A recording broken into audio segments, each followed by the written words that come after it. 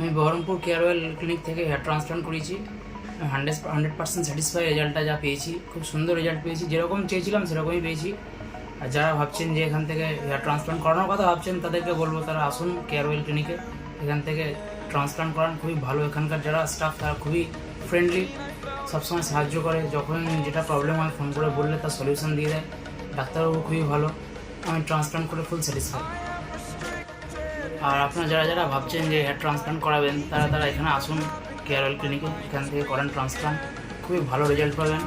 এবং এখানকার স্টাফরা খুবই ফ্রেন্ডলি, সব রকমভাবে আপনাকে সাহায্য করবে।